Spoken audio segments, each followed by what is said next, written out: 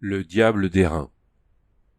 Quittant Zamboula, Conan, détenteur de l'étoile de Coralla, chevauche en direction de l'ouest, vers les prairies de Shem. L'histoire ne rapporte pas s'il se rend auprès de la reine d'Ophir pour échanger la bague magique contre son poing en or, ou si le bijou lui est dérobé en chemin par quelque voleur ou quelque dame de petite vertu. En tout cas, son or, si échange il y eut, ne lui dure pas très longtemps. Il va faire une brève visite à sa Cimmérie natale, où beaucoup de ses vieux amis sont morts, et dont le mode de vie est resté plus ennuyeux que jamais. Lorsqu'il entend dire que les Kozakis ont recouvré leur ancienne vigueur, et qu'ils mènent la vie aussi dure que possible au roi Yezdigerd, Conan ceint son épée et remonte en selle pour aller harceler Turan. Bien que l'homme du Nord arrive totalement démuni, il compte de vieilles connaissances, et chez les Kozakis et au sein de la fraternité rouge de la mer de Vilayet.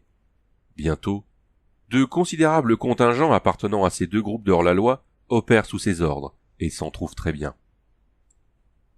Partie 1. Le pêcheur dégaina son coutelas. Son geste était tout machinal, car ce qu'il redoutait, un couteau n'aurait pu en venir à bout. Pas même sa lame courbe au fil en dents de scie, capable d'éventrer un homme en un seul coup porté de bas en haut. Non. Ce jour-là, dans la solitude qui pesait sur l'île de Xapour, ni homme ni bête sauvage ne menaçait le pêcheur. Il avait gravi la falaise, s'était frayé un chemin à travers la jungle, et se tenait maintenant devant des vestiges d'une cité oubliée. Des colonnes brisées formaient des taches laiteuses entre les arbres. Des murs écroulés au tracé sinueux allaient se perdre dans l'ombre. De vastes dalles avaient été craquelées et soulevées par les racines. L'homme était le représentant typique de sa race. Ce peuple étrange dont les origines se perdaient à l'aube grise des temps. Ce peuple qui semblait avoir toujours occupé les grossières huttes de pêcheurs qui se dressaient sur la côte sud de la mer de Vilayet. Il était solidement constitué, avec de longs bras simiesques et une puissante poitrine, mais des hanches minces et de fines jambes torses. Sa face était large, le front bas et effacé, ses cheveux épais et emmêlés.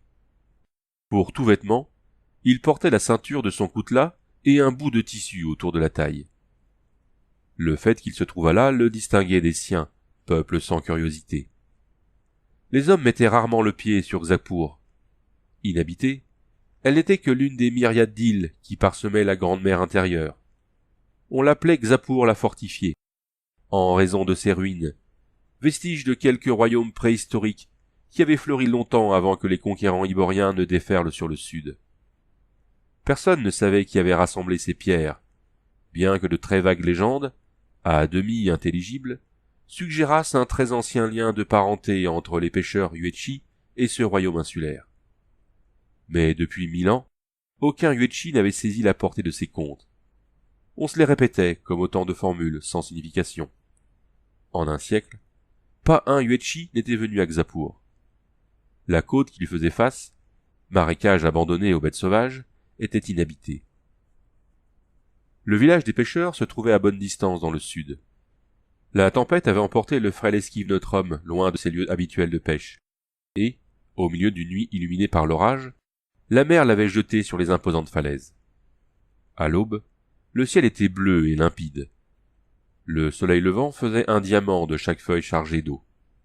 L'homme venait d'escalader la falaise à laquelle il s'était accroché toute la nuit, parce que, au cours de la tempête, un épouvantable éclair, jailli des cieux noirs, était tombé sur l'île, déclenchant un écroulement cataclysmique, qui, selon lui, ne pouvait provenir d'un simple arbre foudroyé. Une morne curiosité l'avait mû.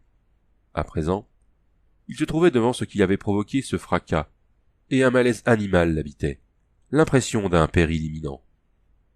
Entre les arbres, s'élevait un édifice en forme de dôme, fait de blocs gigantesques de cette étrange pierre verte, dure comme fer, que l'on ne trouvait que sur les îles de la mer de Vilayet. Il semblait incroyable que des hommes eussent pu les tailler et les mettre en place.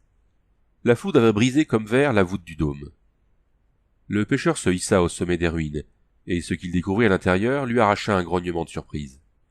En bas, entouré de poussière et d'éclats de pierre verte, un homme gisait sur une dalle dorée. Il était vêtu d'une sorte de jupe et d'un juste-au-corps de galucha. Sa chevelure noire, qui lui descendait aux épaules, était serrée sur ses tempes par un fin diadème d'or. Sur sa large poitrine reposait une dague étrange, aux pommeaux incrustés de pierreries, à la lame large et recourbée. Elle ressemblait d'assez près au couteau du pêcheur, mais son fil n'était pas dentelé, et elle était d'une facture infiniment meilleure. Dès qu'il la vit, le pêcheur ne songea plus qu'à s'approprier cette arme. L'homme, bien sûr, était mort, sûrement depuis de nombreux siècles. Le pêcheur ne se demandait pas comment les anciens avaient su garder à ce corps l'apparence de la vie, sa chair pleine et lisse. Le cerveau épais du Yuechi n'avait de place que pour son désir de posséder le couteau, dont la lame étincelante s'ornait de délicates gravures en arabesque. Il descendit à l'intérieur du dôme et alla prendre la dague sur la poitrine du gisant. Alors, il advint une chose singulière et terrible. Les mains musculeuses se serrèrent convulsivement. Les paupières s'ouvrirent d'un coup, révélant de grands yeux sombres dont le magnétisme stupéfia le pêcheur. Notre homme recula, et la dague tomba à terre. Le mort s'assit, révélant au pêcheur sa taille impressionnante. Ses yeux plissés captivaient le Yuechi, qui n'y lisait ni amitié ni gratitude. Il y voyait une flamme aussi étrangère et hostile que celle qui brûle dans le regard d'un tigre. Tout à coup l'homme se leva. La cervelle épaisse du pêcheur n'avait pas de place pour la peur, du moins pour la peur qui pourrait saisir un homme face à une situation défiant les lois fondamentales de la nature. Quand les formidables mains se posèrent sur ses épaules, il frappa le géant de son coutelas dentelé. La lame se brisa sur le ventre de l'étranger, comme sur une colonne de fer. Puis le cou épais du pêcheur se brisa comme une brindille de bois mort. Partie 2. Jeonjir Aga, seigneur de Kawarizm et gardien de la frontière côtière, relut une nouvelle fois le rouleau de parchemin frappé d'un sceau où figurait un pan. Il eut un rire sardonique et bref. « Alors ?» fit son conseiller, Ghaznavi. Jeonjir haussa les épaules. C'était un homme de belle prestance, qui avait l'orgueil impitoyable que confèrent naissance et réussite. « Le roi perd patience, » dit-il. « De sa propre main, il se plaint amèrement de ce qu'il appelle mon incapacité à garder la frontière. Par Tarim, si je ne parviens pas à mettre en échec ces brigands des steppes, il se pourrait bien que Kawarizm hérite d'un nouveau seigneur. » Ghaznavi triturait pensivement sa barbe grisonnante. Yezdigerd, roi de Turan, était le plus puissant monarque du monde. En son palais, dans la grande ville portuaire d'Agrapour, s'entassait le butin du pillage de mains empires. Ses flottes de galères de guerre, aux voiles violettes, avaient fait de la mer de Vilayet un lac hircanien. Les peuples à la peau foncée de Zamora lui payaient tribut, comme le faisaient les provinces orientales de Kos. Jusqu'à Shushan, les Chémites se soumettaient à son autorité. Ses armées dévastaient les confins de la Stygie au sud et les terres enneigées de l'Hyperborée au nord. Ses cavaliers portaient le fer et le feu vers l'ouest, en Britannie, en Ophir, en Corinthie et même jusqu'aux confins de la Némédie. Sur son ordre, des armées entières avaient été écrasées sous les sabots de sa cavalerie, des villes fortes ravagées par les flammes. Sur les marchés aux esclaves d'Agrapour, de Sultanapur, de Kawarizm, de Shapur et de Khorusun, on vendait des femmes pour 3 malheureuses pièces d'argent. Blondes brituniennes, rousses stygiennes, brunes amoriennes ou noires cuchites. Cependant, tandis que ses rapides cavaliers repoussaient l'ennemi loin de ses territoires, sur sa frontière, un adversaire audacieux lui tiraillait la barbe d'une main souillée de sang et de fumée. Au sein des immenses steppes qui séparaient la mer de Vilayet des royaumes les plus orientaux de l'Iborie, une nouvelle race était apparue au cours du dernier demi-siècle. Une race formée à l'origine de criminels en fuite, d'esclaves évadés et de déserteurs. Leurs origines étaient aussi diverses que leurs crimes. Certains étaient nés dans la steppe, d'autres avaient fui les royaumes du Ponant. On les appelait Kozaki, ce qui signifie vaurien. Habitant l'immensité sauvage des steppes, avec pour seule loi leur code singulier, ils avaient fini par former un peuple capable de défier le puissant monarque. Ils rasiaient sans cesse la frontière turanienne, se réfugiant dans les steppes lorsqu'ils essuyaient un revers. Avec les pirates de Vilayet, hommes de même nature, ils mettaient la côte à sac et attaquaient les navires marchands qui commerçaient entre les ports hircaniens. « Comment écraser ces chiens ?» se demanda Jeonjir. « En les pourchassant jusque dans la steppe, je risquerais alors de me faire couper de mes arrières et détruire. Soit de me faire semer et de voir la ville détruite en mon absence. Dernièrement, ils se sont montrés plus audacieux que jamais. Cela vient du nouveau chef qui s'est imposé parmi eux, dit Ghaznavi. Vous savez à qui je pense. Pardi! S'anima Géoungir. Ce diable de Conan! Il est encore plus sauvage que les Kozaki, ce qui ne l'empêche pas d'être aussi habile qu'un lion des montagnes. C'est plus le fait de son instinct animal que de son intelligence, remarqua le conseiller. Les Kozaki, eux, au moins, sont les descendants d'hommes civilisés. Lui est un barbare. En nous assurant de lui, nous leur infligerions un coup décisif. Mais comment faire? Plus d'une fois on l'a vu se tirer de mauvais pas, qui pourtant semblaient devoir lui être fatals. Et puis, instinct ou intelligence, il a déjoué tous nos pièges. Pour chaque animal et chaque homme, il existe un piège efficace, affirma Ghaznavi. Lors des négociations avec les Kozaki au sujet de la rançon des prisonniers, j'ai bien observé cet homme. Il nourrit un goût très vif pour les femmes et les boissons fortes. Faites venir Octavia, votre captive. Géoungir frappa dans ses mains. Un impassible eunuque Kushite, personnage d'un noir d'ébène en pantalon de soie, s'inclina et sortit. Il revint bientôt tenant par le poignet une grande et belle fille, dont la chevelure blonde, les yeux clairs et la peau d'albâtre prouvaient qu'elle était la pure représentante de sa race. Son étroite tunique de soie resserrée à la taille mettait en valeur sa magnifique silhouette. Ses beaux yeux jetaient des éclairs de ressentiment, et ses lèvres purpurines arboraient une moue, mais la captivité lui avait enseigné la soumission. Elle attendait debout, la tête inclinée, devant son maître, jusqu'à ce que celui-ci l'invitât du geste à s'asseoir près de lui sur le divan. Il regarda alors son conseiller d'un air interrogateur. « Il nous faut entraîner Conan à l'écart des Kozaki, » dit Ghaznavi. « Il campe en ce moment à l'embouchure de la Zaporoska. Comme vous le savez, il s'agit d'une région de marécage, une jungle humide où notre dernière expédition a été taillée en pièces par ces diables sans foi ni loi. »« Je ne suis pas prêt d'oublier ça, » fit Géoungir avec une grimace. « Il y a une île inhabitée non loin de la côte, » poursuivit Ghaznavi. « Elle a nom Xapour, la fortifiée, du fait de très anciennes ruines qui s'y trouvent. Elle présente une particularité qui va servir parfaitement nos desseins. Elle est entourée d'une falaise abrupte de 150 pieds de haut. Un singe ne saurait y grimper. Le seul endroit par lequel un homme peut passer pour gagner l'intérieur de l'île est un étroit sentier creusé dans la roche, qui a l'apparence d'un escalier usé. Si nous parvenions à attirer Conan sur cette île, seul, il nous serait aisé de le traquer, avec arc et flèche, comme dans une battue au lion. »« Autant souhaiter la lune !» fit Géoungir agacé. « Allons-nous lui envoyer un messager, lui demandant d'escalader la falaise et de nous y attendre ? Tout juste !» Remarquant la surprise de Géoungir, le conseiller poursuivit. « Nous allons demander à parlementer avec les Kozaki au sujet de nos prisonniers, à l'orée de la steppe près du fort Gori. Comme d'habitude, notre détachement établira son camp au pied du château. Ils se présenteront en nombre égal, et les discussions auront lieu dans l'habituel climat de défiance et de suspicion. Mais cette fois, comme par hasard, nous aurons avec nous votre belle captive. » Le conseiller la désigna du menton. Octavia se redressa et se mit à écouter avec une attention accrue. Elle usera de tous ses atouts naturels pour attirer l'attention de Conan. Cela ne devrait pas poser de difficulté. Aux yeux de ce barbare, elle sera l'incarnation de la beauté toute pure. Sa silhouette ravissante, sa vitalité devraient lui faire plus d'effet que ne pourrait en produire aucune des beautés figées de votre sérail. Octavia bondit, les poings serrés, les yeux fulminants, le corps tremblant de colère. « Vous croyez pouvoir me forcer à aguicher ce barbare ?» explosa-t-elle. « N'y comptez pas! Je n'ai rien des traînées qui font de l'œil à ce genre d'homme. Je suis fille d'un seigneur de Némédie et je... »« Tu faisais partie de la noblesse avant que mes cavaliers ne t'enlèvent !» rétorqua cyniquement Géoungir.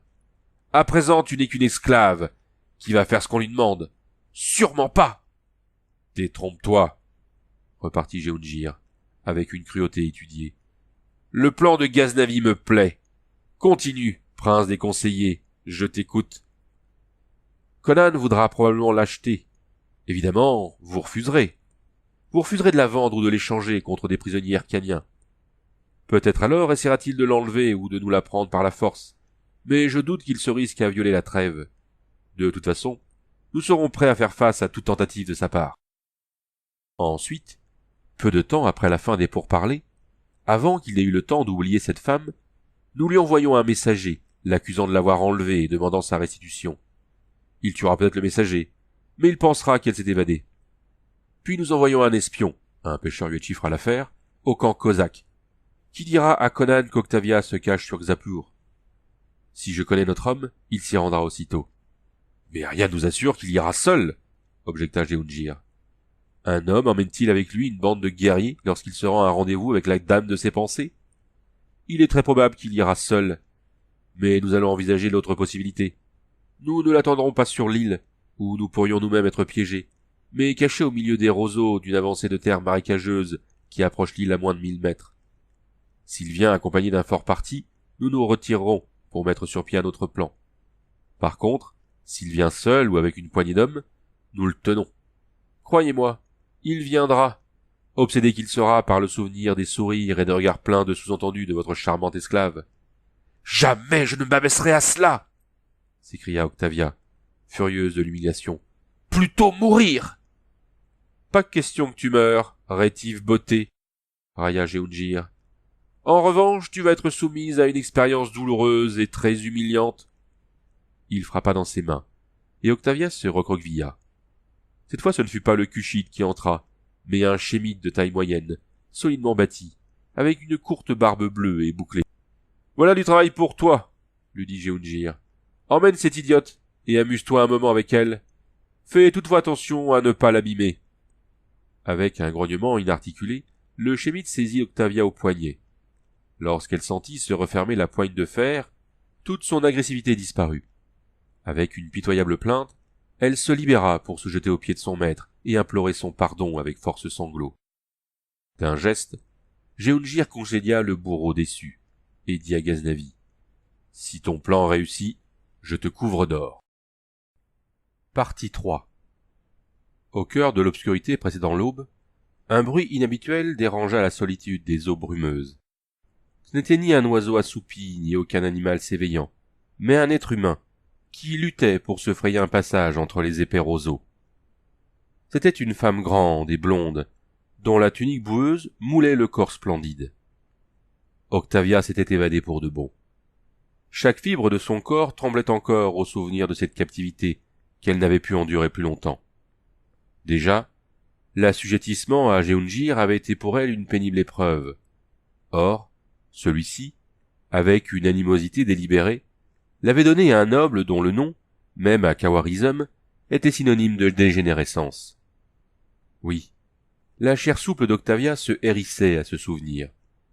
Son désespoir l'avait soutenue quand elle s'était laissée glisser du haut du château de Jelal Khan, le long d'une corde faite de lambeaux d'une tenture. Un hasard favorable l'avait conduite jusqu'à un cheval au piquet. Elle avait chevauché toute la nuit, pour aboutir au petit matin au bord d'un marais côtier. Tremblante d'horreur à l'idée d'être ramenée chez Jelal Khan et de vivre la destinée révoltante qu'il avait conçue pour elle, elle s'était engagée dans le marécage pour chercher une cachette qui lui permettrait d'échapper aux poursuivants probables. Alors que les herbes se faisaient plus rares et que l'eau lui arrivait à mi-cuisse, elle aperçut devant elle la masse sombre d'une île. Une large étendue d'eau l'en séparait, mais elle n'hésita pas et poursuivit sa marche jusqu'à ce que les vaguelettes lui battent la taille, puis se mit à nager avec une vigueur témoignant d'une endurance peu commune. Comme elle approchait du but, elle vit que l'île était entourée de falaises à pic. Elle toucha enfin la roche, mais ne trouva pas la moindre saillie émergée ou non qui eût pu la recevoir.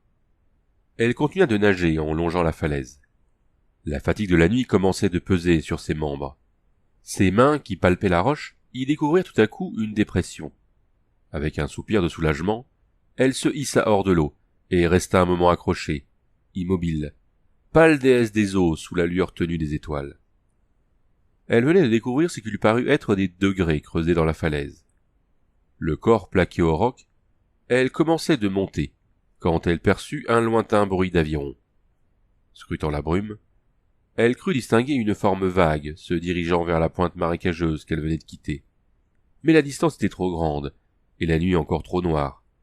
D'ailleurs, le bruit avait cessé. Elle reprit son ascension. S'il s'agissait de ses poursuivants, la meilleure chose était de se cacher sur l'île. Elle savait que la plupart des îles de cette côte marécageuse étaient inhabitées. Celle-ci était peut-être un repère de pirates, mais elle préférait encore cela à la bête immonde à laquelle elle venait d'échapper. Tandis qu'elle gravissait la falaise, une pensée traversa son esprit. Elle se prit à comparer son ancien maître au chef cosaque, à qui, à son corps défendant, elle avait fait des grâces sous la tente où les seigneurs hyrcaniens parlementaient avec les nomades hors la loi. Le regard ardent de cet homme l'avait effrayé et humilié, mais sa brusquerie élémentaire, et sans équivoque, le plaçait au-dessus de Jelal Khan, un monstre tel que seule une civilisation trop gavée peut en produire. Elle parvint au sommet de la falaise, et considéra timidement les ombres denses qui lui faisaient face. Les arbres poussaient tout près du vide, formant une masse compacte et ténébreuse. Quelque chose lui frôla la tête, et elle se ramassa vivement, tout en réalisant que ce n'était qu'une chauve-souris. L'obscurité des sous-bois ne lui disait rien qui vaille, mais elle serra les dents, et s'y engagea en s'efforçant de ne pas penser au serpent qui devait y grouiller. Ses pieds nus étaient silencieux sur la terre gorgée d'eau. Les ténèbres se refermèrent sur elle. Au bout d'une douzaine de pas, la falaise et la mer avaient disparu. Quelques pas encore, et elle avait perdu tout sens de son orientation. Pas même une étoile n'était visible à travers l'inextricable végétation. Elle progressait à l'aveuglette, tantôt trébuchant dans une fondrière, tantôt heurtant de la tête une basse branche. Subitement elle se figea. Quelque part devant elle, s'éleva le rythme sourd d'un tambour. Elle prêta un moment l'oreille à ce bruit inattendu, puis subitement, tout près, elle sentit une présence. Bien qu'elle n'y vît rien, elle avait la certitude que quelque chose se tenait près d'elle dans les ténèbres. Avec un cri étouffé, elle recula. Mais quelque chose, que même dans sa panique elle reconnut pour un bras humain, se referma autour de sa taille. Elle se mit à hurler et se débattit avec toute la vigueur de sa jeunesse, mais son agresseur la souleva comme une enfant en faisant fi de sa résistance frénétique. Le silence avec lequel étaient reçues ses supplications ajoutait encore à sa terreur. Elle se sentit emportée à travers la nuit, en direction de l'endroit où le tambour lointain résonnait toujours. Partie 4. Tandis que l'aurore commençait d'ensanglanter la mer, une petite embarcation s'approchait des falaises. Son seul occupant était un personnage pittoresque. Un foulard écarlate était noué autour de sa tête. Son ample saroual d'un rouge flamboyant était retenu par une large écharpe qui supportait également un cimeterre et son fourreau de galucha. Ses bottes de cuir repoussées suggéraient plus le cavalier que le marin, mais il menait sa barque avec adresse. L'échancrure de sa chemise de soie blanche révélait les muscles massifs de son torse recuit par le soleil. Ses bras puissants se gonflaient tandis qu'il tirait sur les avirons en un mouvement coulé, presque félin. Ses traits, comme ses mouvements, révélaient une ardente vitalité qui le plaçait au-dessus du commun. Pourtant, son expression n'était ni sauvage ni ombrageuse, encore que le feu qui couvait dans ses yeux bleus suggéra une violence facile à déchaîner. Cet homme n'était autre que Conan, qui avait pénétré dans le camp des Cosaques sans autre bien que son épée et sa cervelle, et qui avait fait son chemin jusqu'à devenir leur chef. Il rama jusqu'à l'escalier creusé dans la falaise, et amarra l'embarcation à une saillie du rocher. Puis, sans hésiter, il se mit à graver les marches usées. Il était sur le qui-vive, non pas qu'il suspectât consciemment quelque danger, mais parce que la vigilance faisait partie de sa nature. Ce que Ghaznavi tenait pour une intuition animale, ou quelque sixième sens, n'était en fait que les facultés affinées à l'extrême de l'intelligence farouche du barbare. Ainsi, nul instinct n'avait averti Conan que des hommes le guettaient dissimulés parmi les roseaux de la côte. Tandis qu'il gravissait la falaise, un de ces hommes prit une profonde inspiration et leva son arc. Jehoungir lui attrapa le poignet. « Bougre d'idiot! Tu tiens à nous trahir? Ne vois-tu pas qu'il est hors de portée? Laissons-le gagner l'intérieur de l'île et chercher la fille. Nous allons rester un moment ici. Il a peut-être senti notre présence, ou deviné le piège. Peut-être a-t-il dissimulé des hommes à lui quelque part. Dans une heure, si tout est calme, nous ramerons jusqu'à l'escalier et l'attendrons là. S'il tarde à reparaître, quelques-uns d'entre nous iront le traquer dans l'île. Mais je préférerais ne pas avoir à en arriver là. Certains des nôtres périront s'il nous faut battre les fourrés à sa recherche. J'aimerais mieux le cribler de flèches à bonne distance. » Cependant, le Cosaque s'était engagé dans la forêt. Il progressait en silence sur ses bottes de cuir souple, et il scrutait chaque zone d'ombre dans l'espoir de découvrir cette femme splendide, aux cheveux fauves, dont il n'avait cessé de rêver depuis qu'il l'avait vue sous la tente de Jehoungir Aga. Eût-elle témoigné de la répugnance à son endroit, il ne l'en eût pas moins désiré.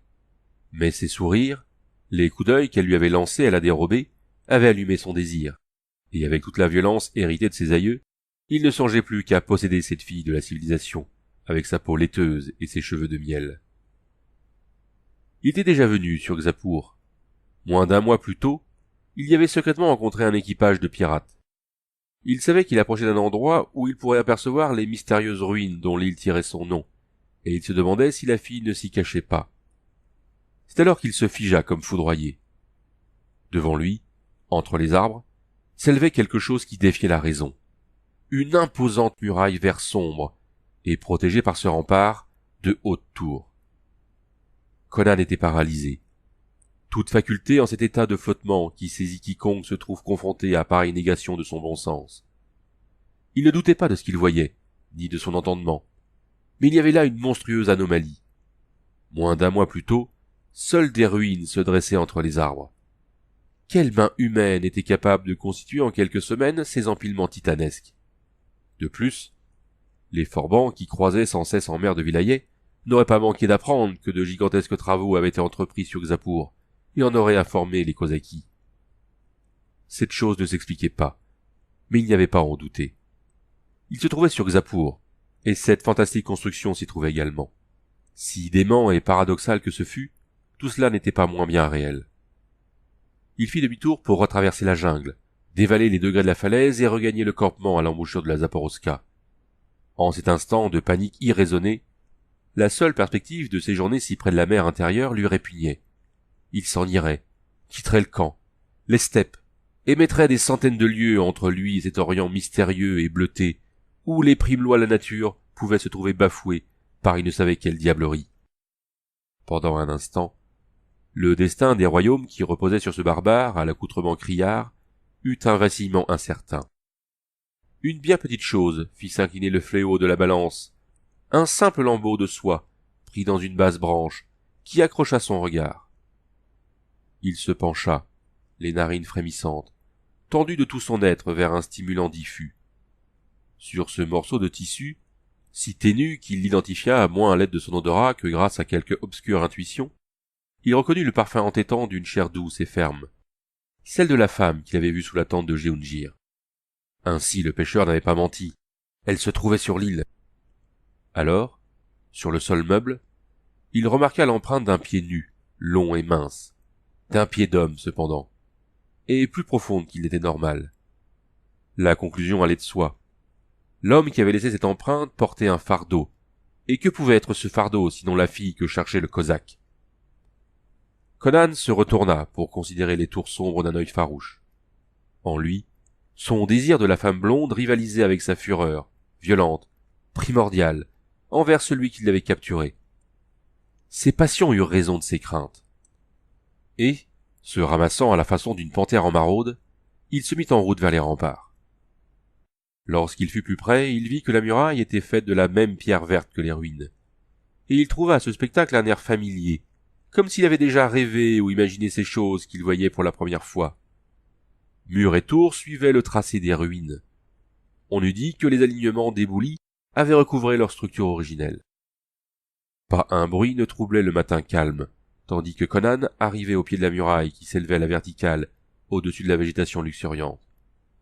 En ces régions méridionales de la mer intérieure, celle-ci était presque tropicale. Il ne vit âme qui vive sur les remparts. Nul son ne lui parvenait de l'intérieur.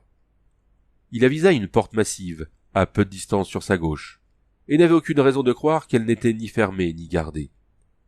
Mais il était persuadé que celle qu'il cherchait se trouvait quelque part à l'intérieur de ces murs.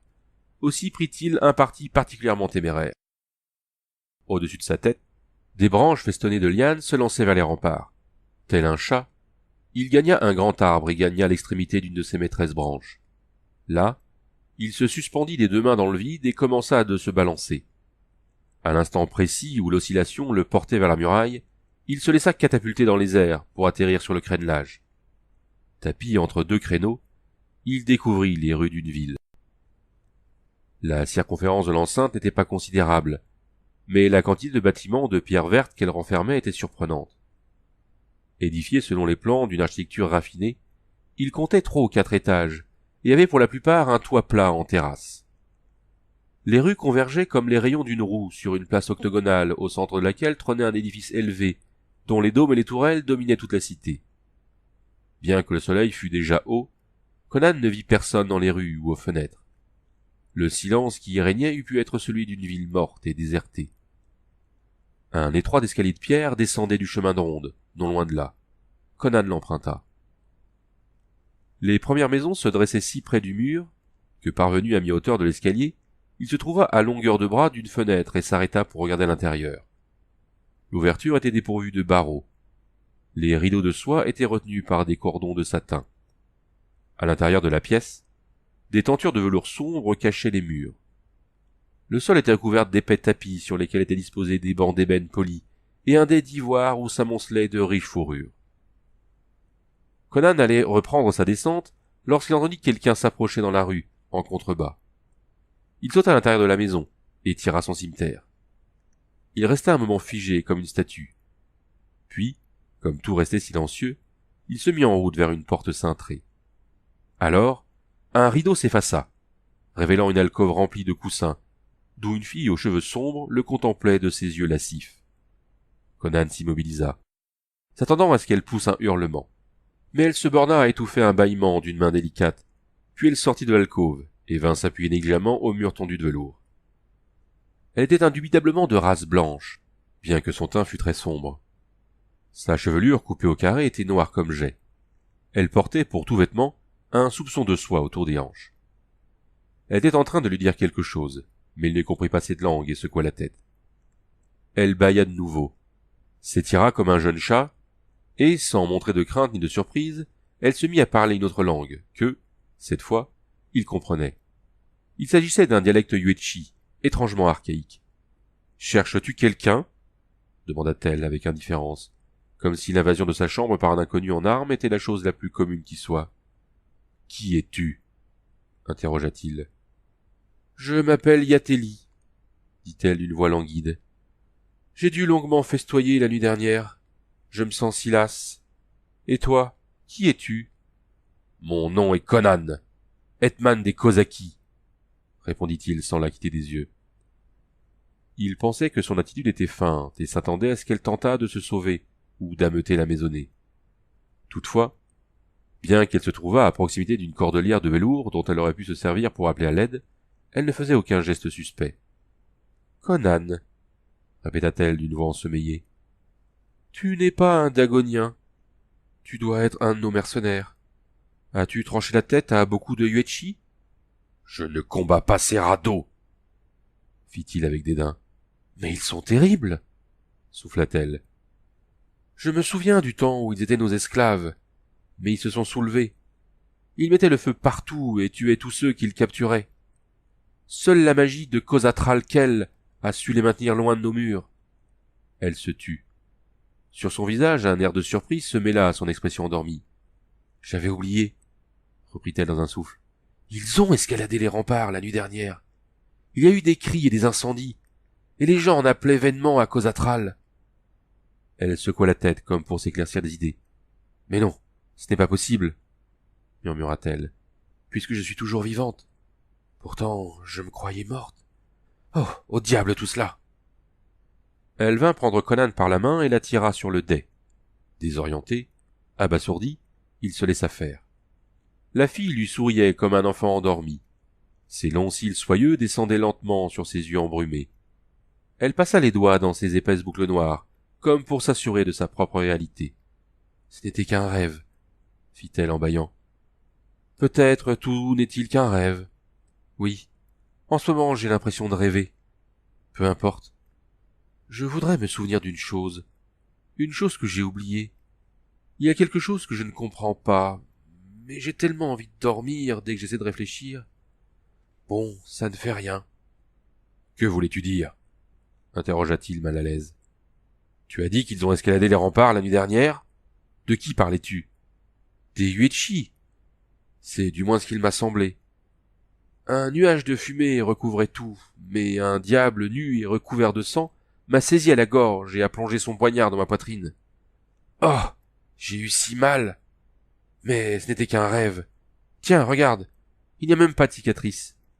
Elle se mit à inspecter paresseusement sa poitrine satinée. Puis, elle se glissa sur les genoux de Conan et passa ses bras graciles autour de son cou. « Je n'arrive pas à me souvenir, » souffla-t-elle en nichant la tête sur le torse puissant du Cimmérien. « Tout est obscur et flou, mais cela n'a pas d'importance. Toi, tu n'es pas un rêve. Tu es fort. Jouissons de la vie pendant que nous le pouvons. Fais-moi l'amour. » Il prit la tête de la fille au creux de ses bras et embrassa ses lèvres rouges et pulpeuses. « Tu es fort, » répéta-t-elle d'une voix mourante. « Fais-moi l'amour, l'amour. » Le balbutiement s'éteignit. Ses grands yeux sombres se fermèrent et leurs longs cils vinrent se poser sur ses joues voluptueuses. Et son corps souple se détendit dans les bras de Conan. Il la considéra d'un air renfrogné. Elle semblait bien participer de ce climat d'illusion qui planait sur la ville. Mais la ferme consistance de sa chair, le poids de son corps ne tardèrent pas à le convaincre qu'il avait dans les bras une fille bien vivante, et non pas une ombre sortie de quelque songe. Nullement rassuré pour autant, il l'allongea en hâte sur les fourrures du dais. Son sommeil était trop profond pour être naturel. Il se dit qu'elle devait être assujettie à quelque drogue, peut-être le lotus noir de Xutal. C'est alors qu'il découvrit un nouveau sujet d'étonnement. Parmi les fourrures, il avisa une magnifique peau ocellée d'or. Il ne s'agissait pas d'une habile imitation, mais de la robe d'un animal. Et cet animal, Conan le savait, s'était éteint au moins 1000 ans plus tôt. C'était le grand léopard doré, figure proéminente des légendes iboriennes, que les artistes anciens aimaient à peindre sur le marbre. Tout en secouant la tête d'ahurissement, Conan franchit la porte cintrée et se retrouva dans un couloir sinueux. Le silence régnait sur la maison, mais, provenant de l'extérieur, il perçut un bruit que son ouïe exercée identifia comme des pas montant l'escalier par lequel il s'était introduit dans la place. Un instant plus tard, il eut la stupéfaction d'entendre quelque chose atterrir avec un choc sourd, mais pesant, sur le sol de la pièce qu'il venait de quitter. Il partit précipitamment dans le couloir tortueux. Au bout de quelques pas, une forme couchée sur le sol l'arrêta. Il s'agissait d'un homme. Seul son buste gisait dans le couloir.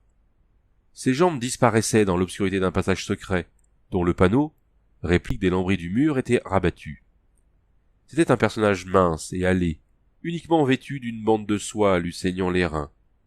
Le crâne rasé, les traits cruels, il disait comme si la mort l'avait frappé à l'instant où il sortait du panneau. Conan se pencha pour tenter de découvrir la cause de sa mort, mais il comprit qu'il était simplement plongé dans le même sommeil que la fille. Mais pourquoi aurait-il choisi de s'assoupir en pareil endroit? Comme il retournait cette question, Conan entendit un bruit derrière lui. Quelque chose remontait le couloir dans sa direction. À l'autre bout, le couloir se terminait par une porte massive, qui pouvait très bien être verrouillée. Conan écarta sans ménagement le corps inerte, passa prestement à travers l'ouverture et repoussa le panneau. Un cliquetis l'avertit que celui-ci s'était verrouillé de lui-même. Debout dans le noir, il entendit un pas traînant s'approcher de l'autre côté de la porte, et un frisson parcourut son échine. Ce n'était pas un pas humain, ni celui d'une bête connue. Il y eut un moment de silence, puis un faible craquement de bois et de métal. Posant sa main sur le panneau, Conan le sentit se courber vers lui, comme si un poing énorme pesait dessus. Comme il faisait un geste vers son sabre, le panneau retrouva sa forme normale, et il entendit un étrange bruit de bouche qui fit se dresser ses cheveux. Le cimeterre au poing, il partit à reculons. Ses talons rencontrèrent des marches et il manqua de tomber à la renverse. Il se mit à descendre un étroit escalier. Il avançait à tâtons, cherchant vainement quelque autre ouverture dans la paroi.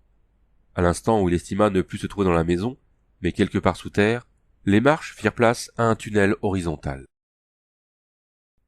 Partie 5.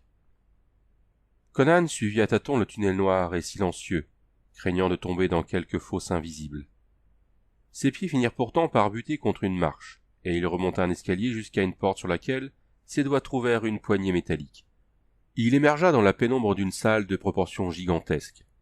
Le long des parois de marbre s'alignaient de formidables colonnes soutenant un plafond qui, à la fois opalescent et obscur, semblait un ciel nocturne nuageux, et paraissait ainsi d'une hauteur inconcevable. Si une quelconque lumière filtrait du dehors, elle était curieusement altérée. Dans ce demi-jour maussade, Conan s'avança sur les dalles nues et vertes.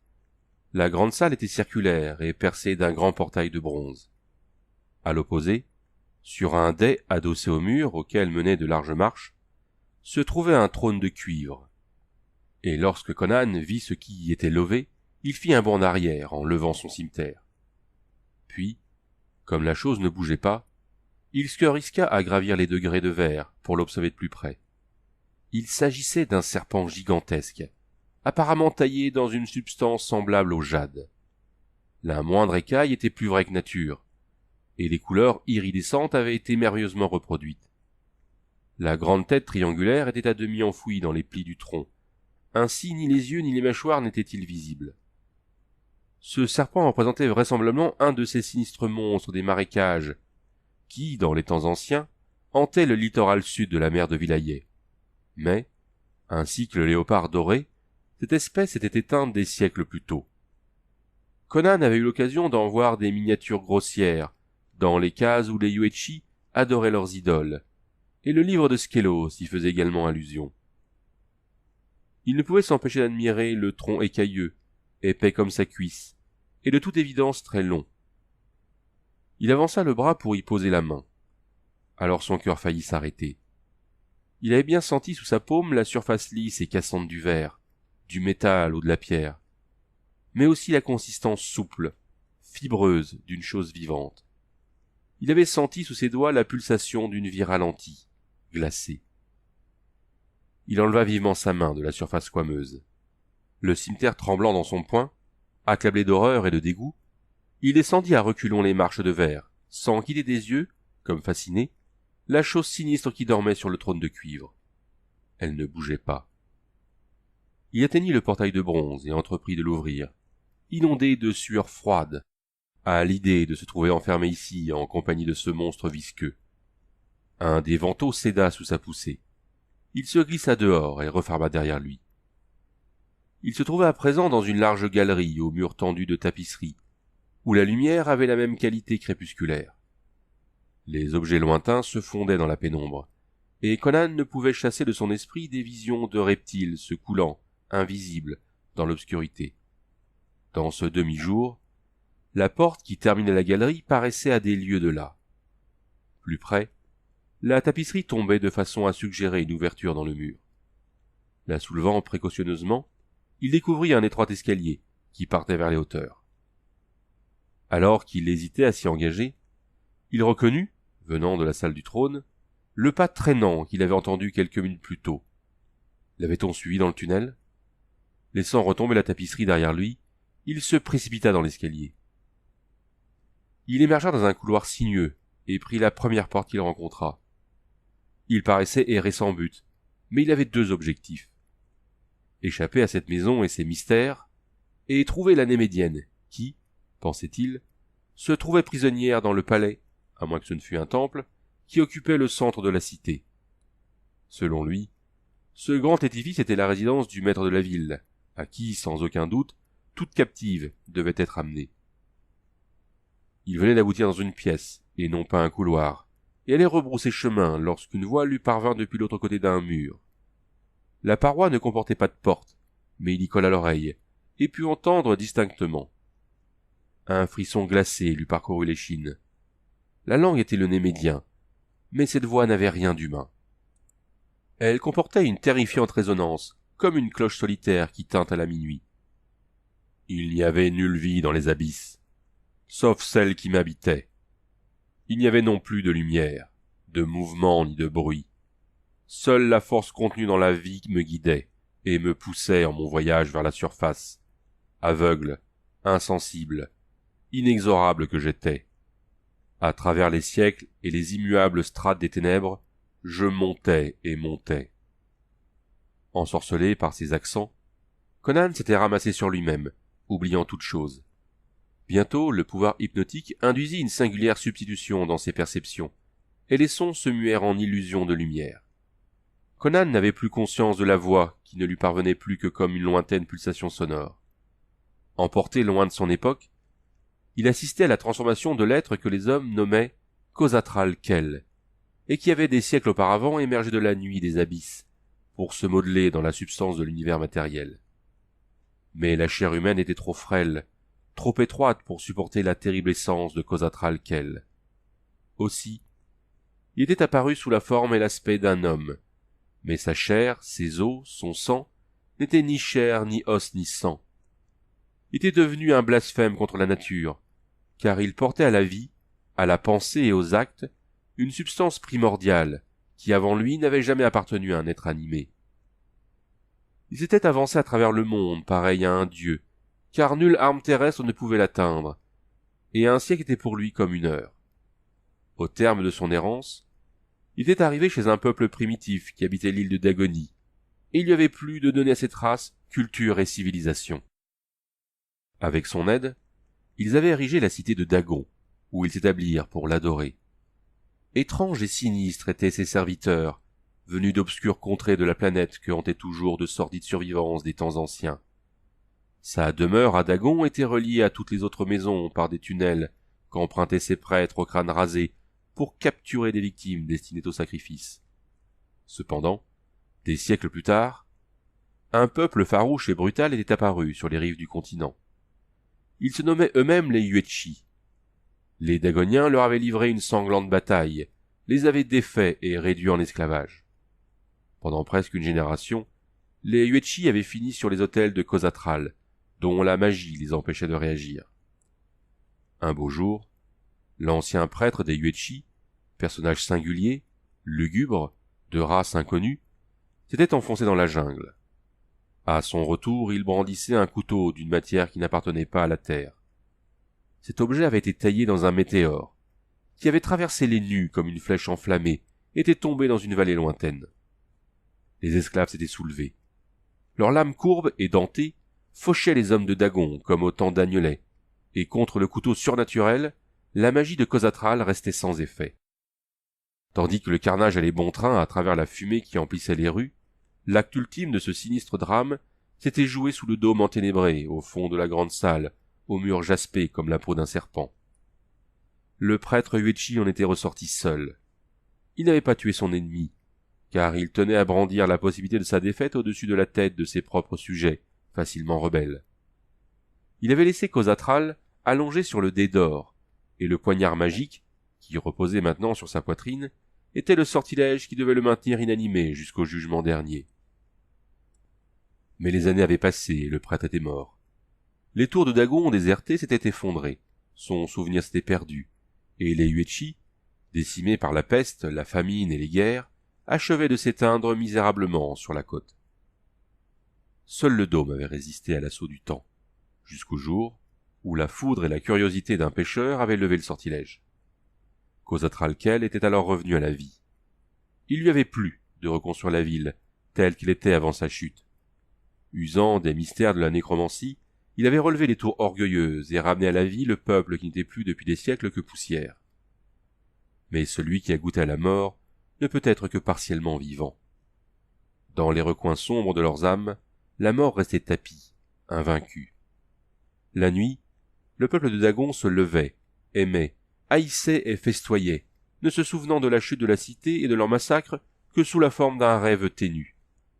Ils se mouvaient dans un brouillard plein d'illusions, et s'ils avaient conscience de l'étrangeté de leur existence, ils n'en demandaient pas les raisons. À la venue du jour, ils retombaient en un profond sommeil, pour ne se réveiller qu'à l'approche de la nuit, qui est sœur de la mort. Cette terrible évocation déferlait en Conan, toujours accroupi près du mur. Sa raison vacillait. Toute certitude, tout bon sens avait été balayé de son esprit, où ne subsistait plus qu'un univers obscur, parcouru de silhouettes encapuchonnées, dont il ne pouvait rien arriver de bon. Couvrant la voix ensorcelante qui semblait un chant de triomphe sur l'ordre raisonné d'une planète, un bruit humain immobilisa l'esprit de Conan dans son voyage à travers les sphères de la folie. Il entendit les sanglots d'une femme.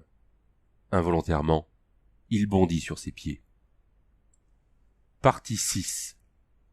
À bord de son bateau, Jeonji Raga commençait à perdre patience. Plus d'une heure venait de s'écouler et Conan n'avait toujours pas réapparu. Sans doute battait-il toujours l'île à la recherche de la fille qu'il y croyait cachée. Mais une autre supposition lui traversa l'esprit. Et si le hetman avait laissé des guerriers dans les environs? Et si ceux-ci, inquiets de cette longue absence, venaient aux nouvelles? Jeungir donna un ordre à ses rameurs. L'embarcation sortit des roseaux pour venir se ranger le long de l'escalier creusé dans la falaise.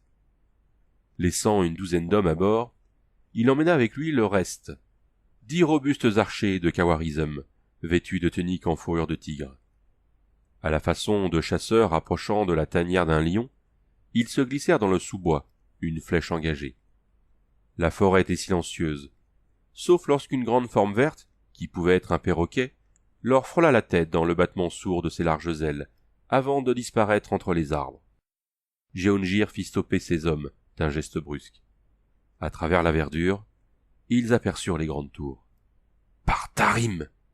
fit-il, les dents serrées. « Les pirates ont reconstruit les ruines !»« C'est sûrement là qu'est Conan. Il faut aller voir cela de plus près. Une ville fortifiée, à si peu de distance du continent. En route !» Avec une prudence accrue, ils repartirent entre les arbres. Le jeu venait d'être changé. De poursuivants et chasseurs, ils étaient devenus espions. Et tandis qu'ils se coulaient à travers le fouillis de verdure, l'homme qu'ils recherchaient affrontait un péril plus mortel que leurs flèches aiguës. Conan réalisa en frissonnant que la voix s'était tue. Il se tenait roide comme une statue, le regard rivé au rideau où, il le savait, la culmination de l'horreur allait bientôt apparaître. L'atmosphère de la pièce était sombre et brumeuse. Les cheveux de Conan se dressèrent lorsqu'il vit une tête et une paire d'épaules gigantesques sortir de la pénombre. Nul bruit de pas ne lui parvenait, mais, lorsque la grande forme fut plus proche, Conan reconnut une silhouette humaine. Elle portait des sandales, une jupe, et sur la hanche, un large fourreau de galucha. Ses cheveux coupés au carré étaient maintenus en place par un cercle d'or. Conan considérait l'envergure des monstrueuses épaules, la profondeur du torse, les étagements des muscles. Dans le visage, dépourvu de faiblesse ou de pitié, les yeux étaient des billes de feu noir. Et Conan sut qu'il s'agissait de Khosatral Khel, l'ancien habitant des abysses, le dieu de Dagonie. Aucune parole ne fut prononcée. Aucune parole n'était nécessaire. Khosatral étendit ses grands bras. Conan se baissa et son cimeterre siffla vers le ventre du géant. Puis il se jeta en arrière, n'en croyant pas ses yeux. Le fil acéré avait teinté comme sur une enclume, et rebondit, sans entamer les chairs. Alors Khosatral se jeta en avant. Il y eut une brève rencontre des deux corps, la violente imbrication des bras et des jambes. Puis Conan parvint à se dérober. Son sang se mit à couler aux endroits où les doigts d'acier avaient effleuré sa peau. Au cours de ce rapide contact, il venait de mesurer la monstruosité absolue de ce blasphème contre nature. Nulle chair humaine n'avait jamais entamé la sienne. Seul le métal avait su la meurtrir. Il comprit alors qu'il affrontait un corps d'airain vivant. Dans le demi-jour, Khosatral se dressait au-dessus du guerrier. Une fois refermées, ses mains formidables ne se rouvriraient que lorsque le corps de l'homme se détendrait dans leur étau. Dans cette chambre enténébrée, on eût dit un dormeur se débattant contre quelque monstre de cauchemar. Laissant tomber au sol son épée inutile, Conan souleva un banc pesant et le projeta de toutes ses forces. C'était un projectile si redoutable que bien peu d'hommes auraient pu seulement le soulever. Il se brisa en 1000 morceaux sur la poitrine de Khosatral. Le géant n'en fut même pas ébranlé. Sa face perdit quelque chose de son aspect humain, et telle une machine de guerre, il s'avança. En un effort désespéré, Conan arracha un pan entier de tapisserie et le jeta sur le géant. Pendant un instant, Khosatral se débattit, entravé et aveuglé par le lourd tissu qui résistait au mieux à sa force que ne l'aurait fait de l'acier. Profitant de ce répit, Conan ramassa son cimeterre et se précipita dans le couloir. Il se jeta dans la pièce suivante, claqua la porte et mit le verrou. Il se retourna et se figea. Il lui sembla que tout son sang affluait vers sa tête. Recroquevillé sur un amoncellement de coussins de soie, le regard éperdu, il vit la femme pour laquelle il avait pris de si grands risques. Il avait oublié le monstre qui le talonnait, quand un craquement furieux derrière lui le rappela à l'ordre. Il arracha la fille à sa prostration et bondit vers la porte opposée. La fille était trop désemparée pour l'aider ou lui résister. Un faible gémissement semblait la seule chose dont elle fût capable. Conan ne perdit pas le temps avec la porte. D'un coup de son cimeterre, il actionna la clenche plus vite qu'il ne l'eût fait en manœuvrant la poignée. S'élançant dans un escalier, il eut le temps de voir la tête et les épaules de Khosatral qui s'ouvraient un passage en fracassant les épais panneaux avec autant de facilité que si la porte eût été de carton. Conan montait l'escalier 4 à 4, portant la fille sur son épaule aussi facilement que si elle avait été une enfant. Il n'avait pas la moindre idée de sa destination, mais les degrés le conduisirent à une salle circulaire et chapeautée d'un dôme. Khosatral était en train de gravir l'escalier, aussi silencieux et prompt qu'un courant d'air.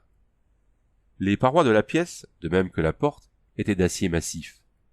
Conan referma et mit en place les fortes barres dont la porte était pourvue. La pensée lui vint qu'il s'agissait de la chambre d'où Khosatral s'enfermait pour dormir à l'abri des monstres qu'il avait suscités des enfers pour le servir. À peine les barres étaient-elles en place que la porte massive fut ébranlée sous l'assaut du géant. Conan haussa les épaules. Sa route s'arrêtait là. La chambre ne possédait pas d'autre porte, et nulle fenêtre. L'air et l'étrange lumière embrumée provenaient d'interstices dans le dôme. Assez tranquille maintenant qu'il était aux abois, il se mit à inspecter le fil ébréché de son cimeterre. Il avait fait son possible pour s'en sortir. Lorsque le géant enfoncerait cette dernière porte, il se battrait encore, une fois, avec son arme inutile. Non pas parce qu'il en attendait la victoire, mais parce qu'il était dans sa nature de mourir en combattant. Pour le moment, il n'avait à prendre aucun parti, et son calme n'était ni forcé ni affecté. Le regard qu'il posa sur sa blonde compagne d'infortune était aussi admiratif et intense que s'il lui fût resté 100 années à vivre. En entrant, il l'avait laissé tomber sans ménagement sur le sol pour aller verrouiller la porte. Elle s'était mise à genoux et mettait machinalement de l'ordre dans le flot de ses boucles dorées et de ses vêtements dépenaillés. Le regard farouche du cimérien brillait en détaillant son épaisse crinière de miel, ses grands yeux clairs, sa peau laiteuse gonflée de vie, le bombement arrogant de ses seins et ses hanches splendides. Elle laissa échapper un petit cri quand la porte fut ébranlée et qu'un des verrous céda. Conan ne détourna pas les yeux de sa compagne. Il savait que la porte tiendrait encore un bref instant. « On m'a dit que tu t'étais évadé, » dit-il. « Un pêcheur Yuechi m'a averti que tu te cachais ici. Quel est ton nom ?»« Octavia, » prononça-t-elle d'un ton mécanique. Puis les paroles se bousculèrent. Elle s'accrocha désespérément à lui. « Oh, Mitra! Dans quel cauchemar sommes-nous? Ces gens! Ce peuple à la peau foncée! L'un d'eux m'a surprise dans la forêt. Il m'a amené ici, à cette chose. Suis-je devenu folle? Est-ce un rêve? » Conan jeta un coup d'œil à la porte qui se cintrait vers l'intérieur, comme sous les coups d'un bélier. « Non, fit-il, ce n'est pas un rêve. Ce gond est en train de céder. Bizarre qu'un monstre doive enfoncer une porte comme un simple mortel. Mais après tout, sa forme elle-même est une diablerie. « Ne peux-tu pas le tuer ?» haletait-elle. « Tu es fort !» Conan était trop honnête pour lui mentir. S'il était possible qu'un mortel le tue, il serait mort alors qu'il est, répondit-il. J'ai cassé le fil de ma lame sur son ventre. Les yeux d'Octavia se voilèrent. Alors tu vas mourir. Je vais mourir. Oh, Mitra! Elle s'était mise à hurler de panique, et Conan lui prit les mains par crainte qu'elle ne se mutilât. Il m'a dit ce qu'il comptait me faire, octait-elle. Tue-moi! Tue-moi avant qu'il n'enfonce la porte! Conan la regarda et secoua la tête. Je vais faire mon possible, dit-il. Ce ne sera pas grand-chose, mais tu auras peut-être une chance de t'esquiver. Tu dévales l'escalier et tu cours jusqu'à la falaise. J'ai une barque amarrée au pied des marches. Si tu parviens à quitter le palais, tu pourras peut-être lui échapper. Toute la ville est endormie. Elle se prit la tête entre les mains. Conan leva son cimeterre et alla se placer face à la porte. À le voir, rien ne montrait qu'il attendait une mort inévitable, sauf peut-être l'éclat fixe de son regard, et son poing aux articulations blanchies qui en serraient plus fortement que l'ordinaire la poignée de son arme. Les gonds venaient de rompre sous le terrible assaut du géant, et la porte, uniquement maintenue par ses peines, était agitée de soubresauts déments. Les solides barres d'acier ployaient et menaçaient à tout moment de sortir de leur gâche. Conan observait tout cela avec un mélange de fascination et de détachement, enviant au monstre sa force inhumaine. Alors, sans raison apparente, les coups de butoir cessèrent. Dans ce silence soudain, Conan entendit de nouveaux bruits dans le lointain, comme un battement d'ailes, suivi d'une voix assourdie, pareille à la plainte d'une brise nocturne caressant les branches des arbres. Puis ce fut de nouveau le silence, mais l'air possédait une qualité nouvelle. Seules les facultés aiguës du barbare étaient en mesure de sentir cela. Il savait, sans l'avoir vu ni entendu partir, que le maître de Dagon ne se trouvait plus de l'autre côté de la porte. Il colla un œil à un début de fissure dans l'acier de la porte. Le palier était désert. Il enleva les verrous tordus et ouvrit prudemment la porte branlante. Khosatral n'était plus dans l'escalier, mais, loin dans les profondeurs du bâtiment, Conan entendit claquer une porte de métal. Il ignorait si le géant leur préparait quelque nouvelle diablerie, ou s'il avait été attiré au loin par cette voix assourdie, mais il ne se répandit pas en conjoncture. Il appela Octavia, et l'inflexion nouvelle que contenait sa voix la fit bondir sur ses pieds et venir à lui presque automatiquement. « Que se passe-t-il » souffla-t-elle. « Pas le temps de faire des commentaires. » Il lui prit le poignet. « Viens !» Le regard brûlant, la voix rauque, cette possibilité de passer à l'action venait de le transformer. « Le poignard !» marmonnait-il en entraînant précipitamment la fille dans l'escalier. « Le poignard magique des Yuechi. Il a laissé sous le dôme. Il faut que... » Sa voix mourut quand une image mentale bien nette s'imposa tout à coup à lui. Ce dôme était derrière la salle où se trouvait le trône de cuivre. Il se mit à transpirer abondamment. Pour y parvenir, il fallait passer sur le dais du trône où s'était levée la chose abjecte. Mais il n'hésita pas. À toute allure, ils descendirent l'escalier, traversèrent le vestibule, dévalèrent le second escalier et aboutirent dans l'immense galerie obscure, tendue de mystérieuses tapisseries. Ils n'avaient trouvé aucune trace du colosse. S'arrêtant devant le grand portail de bronze, Conan saisit Octavia par les épaules et la secoua vigoureusement. « Écoute-moi bien. Je vais entrer là et refermer derrière moi. Toi, tu restes ici à prêter l'oreille. Si tu entends approcher Khosatral, tu m'appelles. Si tu m'entends te crier de partir, tu t'enfuis comme si le diable était sur tes talons, ce qui sera le cas. Tu passes par cette porte, là-bas, à l'autre bout. Moi, je ne pourrai plus t'aider. Je vais chercher le poignard des Yuechi. » Octavia ouvrit la bouche.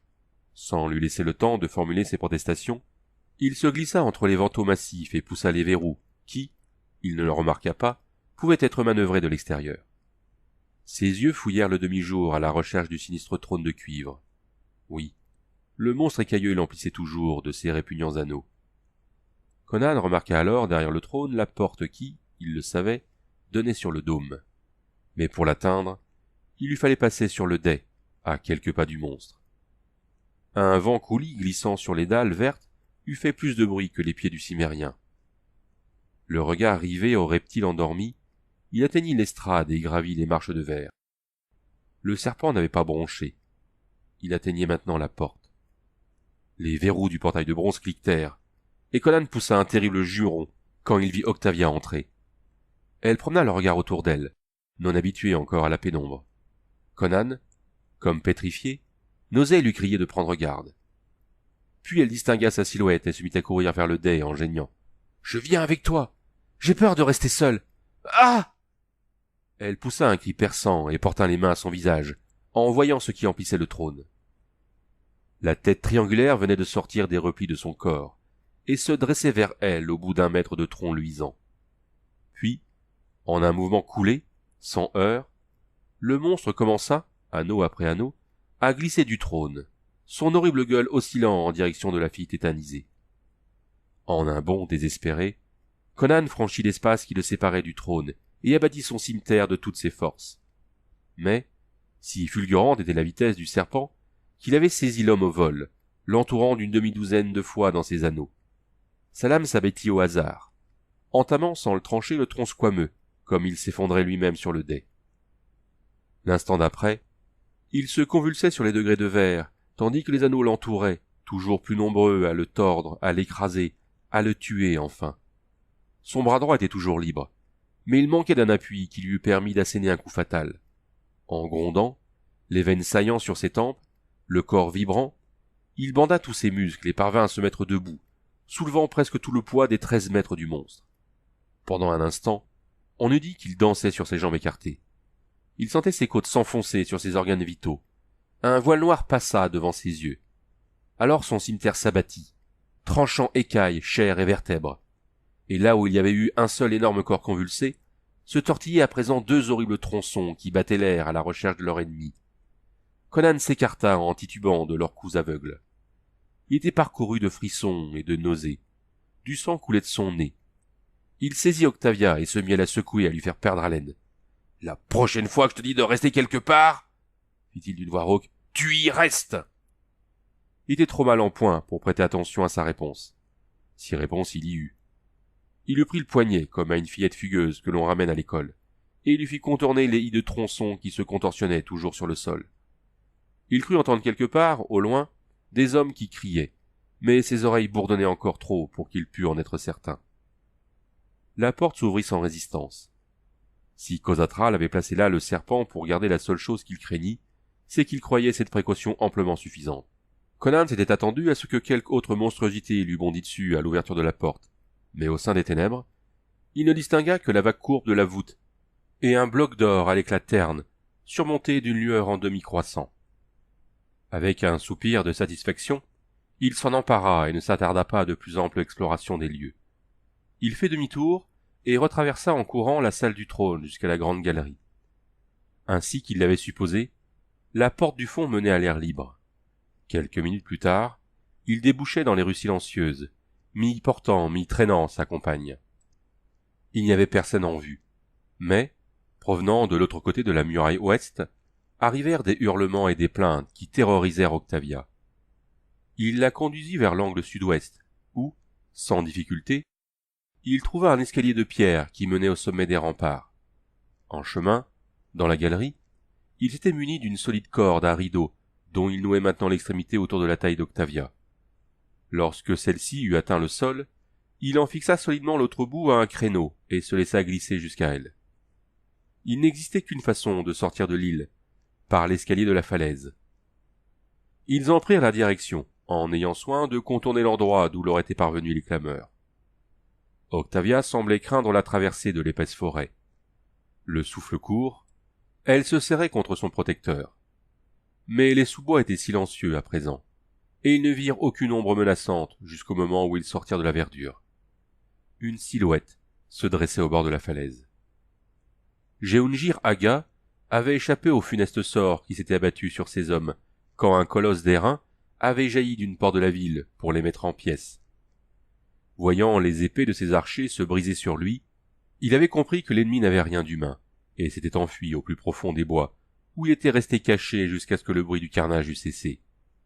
Puis il était retourné à la falaise, où les nochers ne l'avaient pas attendu. Ceux-ci avaient entendu au loin la clameur du carnage. Puis, après quelques minutes d'une attente angoissée, ils avaient vu en haut de la falaise un monstre masculé de sang lever ses bras gigantesques en signe de triomphe. Lorsque Jehungir atteignit la falaise, il disparaissait entre les roseaux, hors de portée de voix. Khosatral n'était plus là. Il était retourné dans sa cité, à moins qu'il ne fouillât la forêt à la recherche de l'homme qui lui avait échappé au pied des remparts. Jehungir s'apprêtait à descendre les marches pour s'en aller à bord du canot de Conan, quand il vit le hetman et la fille sortir des arbres. Ce qu'il venait de vivre lui avait glacé le sang, et presque fait perdre la raison, mais n'avait en rien modifié ses projets quant au chef cosaque. À la vue de sa proie, il se sentit regaillardi. Il fut étonné de voir la fille qu'il avait offerte à Jelal Khan, mais ne perdit pas de temps en vaine conjoncture. Il leva son arc, amena l'empenne de la flèche contre sa joue et tira. Mais Conan se jeta au sol, et le trait alla se ficher dans un tronc. Le cimérien éclata de rire. « Maudit chien !» railla-t-il. « Tu ne peux pas m'avoir. Ce n'est pas le fer hircanien qui me fera mourir. Et c'est encore Gorée de Turan !» Mais Jehungir n'avait plus de flèches. Il tira son cimeterre et s'avança, confiant en son casque pointu et sa cotte de mailles serrée. Conan le rencontra à mi-chemin. Les lames courbes se heurtaient avec fracas, se séparaient, décrivaient de grands arcs de cercle brillants que l'œil ne parvenait pas à suivre. Octavia, qui regardait, ne vit pas le coup, mais elle entendit son impact. Jehungir s'affaissa, le flanc inondé de sang, à l'endroit où le fer du cimérien avait traversé jasran et chair jusqu'à la moelle épinière.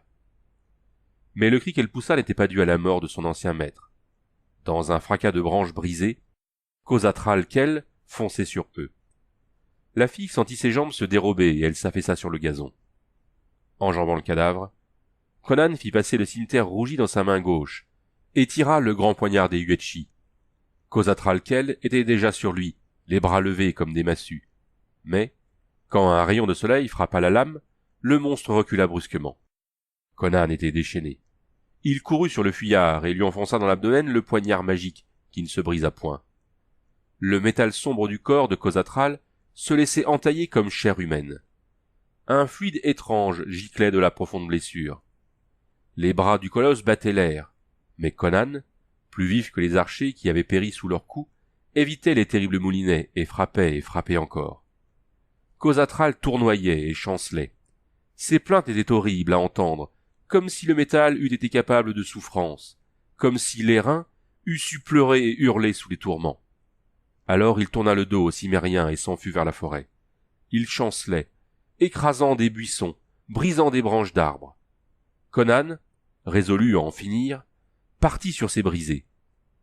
Les murs et les tours de Dagon étaient en vue lorsqu'il rattrapa le géant. Alors celui-ci fit volte-face, essayant désespérément d'asséner un coup fatal à son adversaire. Mais Conan, rendu fou furieux, n'hésita pas. De même que la panthère foudroie l'élan en fin de traque, il plongea sous le coup de fléau et enfonça sa lame jusqu'à la garde à l'endroit où se serait trouvé un cœur humain. Khosatral chancela et s'effondra. C'est sous la forme d'un homme qu'il chancela, mais il n'avait déjà plus apparence humaine lorsqu'il toucha le sol. Là où il y avait eu un visage d'homme, il n'y avait plus de visage du tout. Les membres de métal semblaient fondre. Conan, qui était venu se plaquer furieusement contre Khosatral vivant, s'écarta en blêmissant de Khosatral mort, car il venait d'assister à une atroce altération. Dans son agonie, Khosatral Khel était redevenu la chose, sortie des abysses des milliers d'années auparavant. Se voilant la face, Conan fit demi-tour pour fuir le théâtre de cet ignoble spectacle. Et il s'aperçut soudain que les pinacles de Dagon ne rutelaient plus à travers les frondaisons. Ils s'étaient dispersés comme fumée. Les remparts, les tours crénelées, les grands portails de bronze, les velours, les ors et les ivoires, les femmes à la chevelure sombre et les hommes au crâne rasé. À la disparition de l'intellect inhumain qui les avait ressuscités, ils étaient redevenus poussière. Seuls les tronçons des colonnes brisées dépassaient des murs écroulés, des dalles fendues et du dôme effondré. Conan redécouvrait les ruines de Xapur, telles qu'en avait conservé le souvenir. Un court instant, le hetman ombrageux resta figé comme une statue. Il pressentait obscurément quelque chose de la tragédie cosmique de l'éphémère et changeante humanité, et des démons ténébreux qui la minaient.